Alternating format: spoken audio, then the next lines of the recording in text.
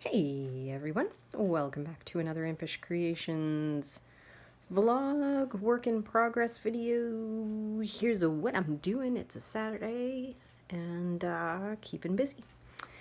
So this is, if you can't tell by the mess in front of me, this is the current state of my elliptical crinoline. It is just about time to get serious. Oh yes, oh yes. You see what this is? Do you see the sexiness right here? Yes, purr. This is hoop steel. This is the real deal, y'all. This is not synthetic baleen. This is actual hoop steel. And this is what makes crinolines able to go through doorways so that you can sit in them, all sorts of stuff. This stuff bends and moves and flexes and comes back to its shape. If you are going to be making yourself a crinoline and you're going to be taking the time and effort to do it, highly recommend you get the proper materials to do it right. Because like hoop steel, this stuff will last you a long time. If you need to replace any of the other soft goods on your crinoline, this stuff is going to outlive it, right? So like I said, if you're going to be taking the time and effort to do it, you might as well do it right. Yeah, so I'm going to be starting in on that today, which is, you know, like big steps, super excited. Look at these things. Where did I put them? Oh, so disorganized. Check these puppies out. I don't know if I had to go quite this intense, but I like tools. Yes, I do. Oh, I'm so excited to use this. These are my snips so that I can cut the aforementioned steel. All right, what's next? What's next? Here's my little bag of goodies that I got in my kit. Here's all the ribbons and the channels for the steels that will be going on horizontally next. In time, I've got my sack. Who wants to look at my sack? Yes, this is the finished sack or almost finished sack for the crinoline. Last week I got to make this. I call it the jellyfish because it looks kind of like a jellyfish.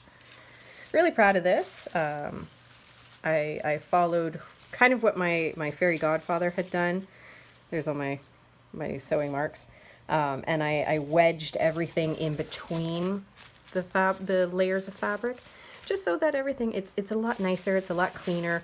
I did the same here with all of my ribbon ties, so that everything just, it's cleaner, it's neater, it just gives a much better finish, and it's reinforced.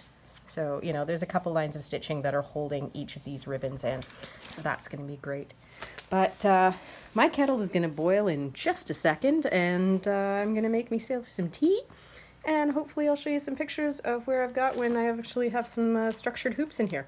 So until then, bye!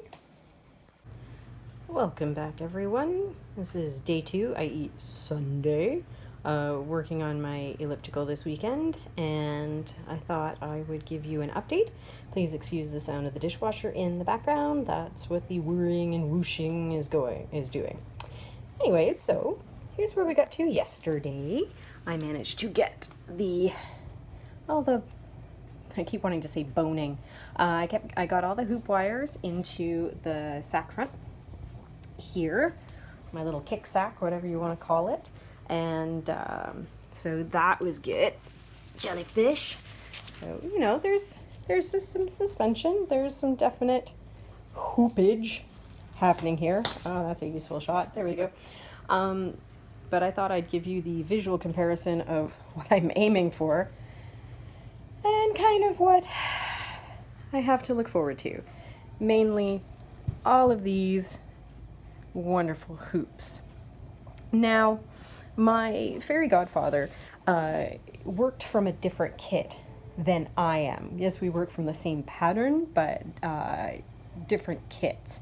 So kind of doing a little investigation here. Not that I've actually read ahead on the pattern or anything, because who needs to do that? I'm just picking up on some of the differences that are happening. So in his kit, he used doubled up grosgrain ribbon for the up and down, as well as for the channels here. Looking at my kit and what I have left and remaining, I have all of this, which is actually casings. Like, that is already pre-sewn casings. So hooray for one less option. However, that doesn't save me a whole heck of a lot, because if you look over here, where are some of them? There we go. These fabulous connectors allow a really smooth transition and allow for naked hoops. I don't have those.